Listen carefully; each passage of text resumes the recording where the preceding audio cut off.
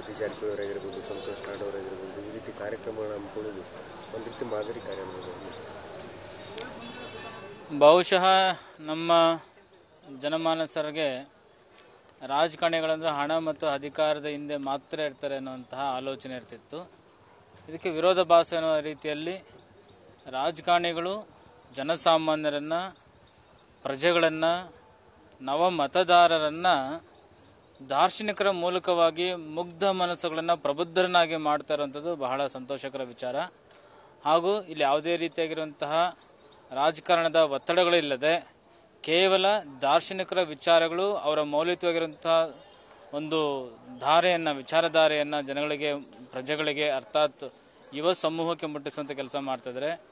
ಮುಗ್ಧ ಮನಸ್ಸುಗಳನ್ನು ಪ್ರಬುದ್ಧರನ್ನಾಗಿ ಮಾಡುವಂಥ ಕಾರ್ಯಾಗಾರಗಳು ಹೆಚ್ಚಾಗಬೇಕನ್ನುವಂಥದ್ದು ಎಲ್ಲರ ಅಭಿಲಾಷೆ ಆಗಿದೆ. ಈಗ ಅಹಿಂದ ವರ್ಗಗಳ ನಾಯಕರಾಗಿ ಸಿದ್ದರಾಮಯ್ಯ ಅವರು ಹೊಂದಿದ್ದಾರೆ. ಅಹಿಂದ ವರ್ಗಗಳ ಒಕ್ಕೂಟದವರು ಸಹ ಅವರೇ ಮುಖ್ಯಮಂತ್ರಿಗಳಾಗಿ ಮುಂದುವರಿಯುವಂತ ಇದ್ದಾರೆ. ಕೆಲವೊಂದಿಷ್ಟು ಸ್ವಾಮೀಜಿ ಅವರು DCM DK ಶಿವಕುಮಾರ್ ಅವರು CM ಆಗಲಿ ಅಂತಾರೆ. ಸೊ ಏನು ಹೇಳಕ್ ಬಯಸ್ತೀರಿ ಸ್ವಾಮಿ? ಇದು ರಾಜಕಾರಣಕ್ಕೆ ಸಂಬಂಧಪಟ್ಟ ವಿಚಾರ. ಪಕ್ಷ, ಸರ್ಕಾರ ಅನ್ನುವಂಥದ್ದು ಒಂದು ಅವ್ರದ್ದೇ ಆಗಿರುವಂಥ ಆಲೋಚನೆಯಲ್ಲಿದೆ. ಬಹುಶಃ ಆ ಪಕ್ಷ ಆ ತೀರ್ಮಾನ ಕೈಗೊಳ್ಳುತ್ತೆ. ಆ ವಿಚಾರಗಳು ಆಂತರಿಕ ವಿಚಾರಗಳಾಗಿರೋದ್ರೆ ಆಂತರಿಕವಾಗಿರುವಂಥ ವ್ಯಕ್ತಿಗಳು ಅದಕ್ಕೆ ಉತ್ತರ ಕೊಡೋದು ಸೂಕ್ತ ಅನ್ನೋಂಥದ್ದು ನಮ್ಮ ಅಭಿಪ್ರಾಯ. ಈಗ ಕೆಲವೊಂದಿಷ್ಟು ಪಂಚ ಯೋಜನೆಗಳಿಂದ ಮಠಗಳಿಗೆ ನಷ್ಟ ಆಗ್ತಿದೆ ಅಂತ ಗದಗ ಸ್ವಾಮೀಜಿಗಳು ಹೇಳಿದ್ರು. ಮಠಗಳಿಗೆ ಹೆಂಗೆ ನಷ್ಟ ಆಗುತ್ತೆ? ಫ್ರೀ ಬಸ್ ಅವೆಲ್ಲ ಬಿಟ್ಟರಿಂದ ಬರ್ತಾರೆ, ಊಟ ಮಾಡಿ ದವಸ ಧಾನ್ಯಗಳೆಲ್ಲ ಖಾಲಿ ಆಗ್ತದೆ ಅಂತ ಹೇಳ್ತೀವಿ. ಹಾಗೇನಿಲ್ಲ. ಉಚಿತ ಅನ್ನುವಂಥದ್ದು ಕೆಲವೊಂದು ಸಂದರ್ಭದಲ್ಲಿ ಜನಸಾಮಾನ್ಯರಿಗೆ ಸತ್ಯವಾಗಲೂ ಕೂಡ ಅನುಕೂಲವಾಗಿದೆ. ಸಹಜವಾಗಿ ಗಮನಿಸಿ, ಒಂದು ದಶಮಾನದ ಕೆಳಗಡೆ ಭಿಕ್ಷುಕರ ಸಂಖ್ಯೆ ಜಾಸ್ತಿ ಇತ್ತು. ಈಗ ಭಿಕ್ಷುಕರ ಸಂಖ್ಯೆ ಕಡಿಮೆ ಆಗಿದೆ. ಕಾರಣ, ಅವರು ಸ್ವಾಭಿಮಾನದಿಂದ ಸರ್ಕಾರ ಕೊಡುವಂಥ ಸವಲತ್ತುಗಳನ್ನು ಬಳಸಿಕೊಂಡು ಬದುಕ್ತಿರುವಂತಹ ಸ್ವಾಭಿಮಾನದ ಬದುಕು. ಸರ್ಕಾರ ಕಟ್ಟ ಕಡೆಯ ವ್ಯಕ್ತಿ ಬಗ್ಗೆ ವಿಚಾರ ಮಾಡಬೇಕಾದ್ರೆ ಅದನ್ನು ನಾವು ಶ್ಲಾಘಿಸಬೇಕಾಗುತ್ತೆ. ಈ ಹಿನ್ನೆಲೆಯಲ್ಲಿ ಅನುಕೂಲ, ಅನಾನುಕೂಲ ಅಥವಾ ಮಿಶ್ರ ಪ್ರತಿಕ್ರಿಯೆ ಸಹಜವಾಗಿರುತ್ತೆ. ಗ್ಯಾರಂಟಿ ಯೋಜನೆಗಳ ಆರ್ಥಿಕ ವಿಚಾರವಾಗಿ ಆರ್ಥಿಕ ಇಲಾಖೆ ಅದನ್ನು ಪರಾಮರ್ಶಿಸಬೇಕಾಗುತ್ತೆ ಅಷ್ಟೇ. ಆದರೆ ಈ ವಿಚಾರವಾಗಿ ಕಟ್ಟ ಕಡೆಯ ವ್ಯಕ್ತಿಗಳಿಗೆ ಅನುಕೂಲ ಆಗ್ತಿರುವಂಥದ್ದು ಸಹಜವಾಗಿ ನಾವೆಲ್ಲ ಕಡೆ ಗಮನಿಸ್ತಾ ಇದ್ದೀವಿ. ಕಟ್ಟ ಕಡೆಯ ವ್ಯಕ್ತಿಯ ವಿಚಾರವಾಗಿ ಇದು ಅನುಕೂಲಕರವಾಗಿರುವಂತಹ ಯೋಜನೆಗಳೇ. ಸರ್ಕಾರದಿಂದ ಕೊಡುವಂಥ ಮಠಗಳಿಗೆ ಕೊಡುವಂಥ ಅನುದಾನದಲ್ಲೂ ಕೂಡ ಕಮಿಷನ್ ಕೇಳ್ತಾರೆ ಅಂತ ಹೇಳ್ತಾರೆ. ಆ ರೀತಿ ಅನುಭವ ಆಗಿದೆ? 100ಕ್ಕೆ 100 ಭಾಗ ಇದು ಸುಳ್ಳು. ಯಾಕಂದ್ರೆ ನಾವೇ ಮಠಗಳಿದ್ದೀವಿ. ಸಾಕಷ್ಟು ಸರ್ಕಾರಗಳು ಎಲ್ಲ ಮಠಗಳಿಗೆ ಸಹಕಾರವನ್ನು ಮಾಡಿದೆ. ಕಳೆದ 5 ವರ್ಷದ ಸಿದ್ದರಾಮಯ್ಯ ಸರ್ಕಾರ, ಈಗ 2 ವರ್ಷದ ಸಿದ್ದರಾಮಯ್ಯ ಸರ್ಕಾರ, ಒಟ್ಟು 7 ವರ್ಷ ಸಿದ್ದರಾಮಯ್ಯ ಸರ್ಕಾರ ಮಾಡಿದ್ದಾರೆ. ನಾವು 7 ವರ್ಷ ಆದರೂ ಕೂಡ ಸಿದ್ದರಾಮಯ್ಯ ಸರ್ಕಾರದಲ್ಲಿ ಅನುದಾನ ತಗೊಂಡಿಲ್ಲ. ಆದರೆ ಯಾವುದೇ ಮೊಗಸಾಲೆಯಿಂದ ಯಾರು ಕೂಡ ಬಂದು ನಮಗೆ ಪರ್ಸೆಂಟೇಜ್ ಕೊಡಿ ಅಂತೇಳಿ ಯಾರು ಕೇಳಿಲ್ಲ.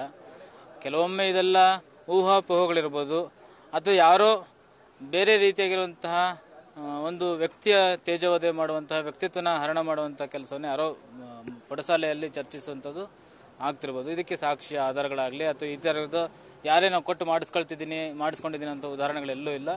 ಮತ್ತು ನಮಗೆ ಗೊತ್ತಿರುವ ಹಾಗೆ ಯಾವುದೇ ಮಠಮಾನ್ಯ ಕೊಟ್ಟು ಮಾಡಿಸ್ಕೊಳ್ಳೋ ಅವಶ್ಯಕತೆನೇ ಇಲ್ಲ. ಕೊಡ್ತಾರೆ ಅಂತ ಶಕ್ತಿ ಇದೆ ಅಂತಂದ್ರೆ ಅವ್ರ ಮಠ ಅವರೇ ಕಟ್ಕೊಳ್ತಾರೆ. ಯಾಕೆ ಸರ್ಕಾರಕ್ಕೆ ಹೋಗ್ತಾರೆ? ಪರ್ಸೆಂಟೇಜ್ ಕೊಡೋ ಶಕ್ತಿ ಇದೆ ಅಂತಂದ್ರೆ ಅವ್ರ ಮಠ ಅವರೇ ಕಟ್ಕೊಳ್ತಾರೆ. ಸರ್ಕಾರ ಹತ್ರ ಹೋಗೋಂಥ ಅವಶ್ಯಕತೆ ಏನಿಲ್ಲ.